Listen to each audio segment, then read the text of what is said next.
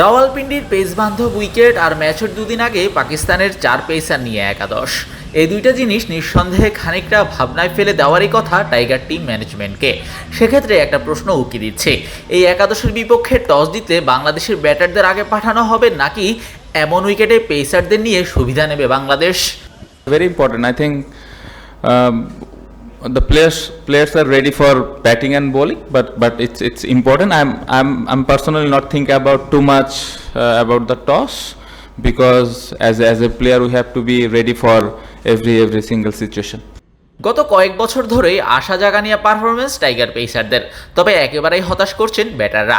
সবশেষ টেস্ট সিরিজে ফিল্ডিংয়ে যাচ্ছে তাই ডিসপ্লে দেখিয়েছেন ফিল্ডাররাও। জিততে হলে সব ডিপার্টমেন্টে লাগবে নিখুঁত এক্সিকিউশন। নিশ্চিত করে বললে কোন ডিপার্টমেন্টে বাড়তি নজর টাইগারদের?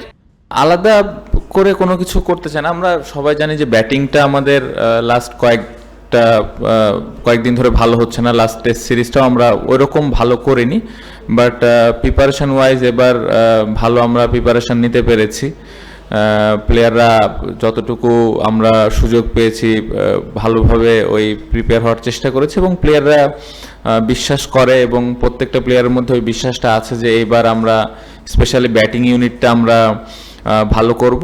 পাশাপাশি একটা টেস্ট ম্যাচ জেতার জন্য বোলিংটাও খুব গুরুত্বপূর্ণ। সো আমার মনে হয় টিম হিসেবে আমাদের খুব ভালো সুযোগ আছে। I think last couple of years we had very good pace bowling unit. We have some quality 3-4 spinners as well. So we covered all the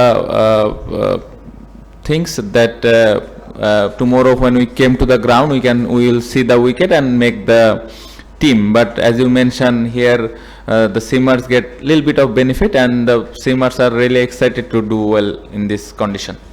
গত ডিসেম্বরে কিউইদের বিপক্ষে ঢাকা টেস্টে 172 এবং 144, লঙ্কানদের বিপক্ষে সিলেটে 188 এবং 182, পরের টেস্টে সাগরিকায় প্রথম ইনিংসে 178।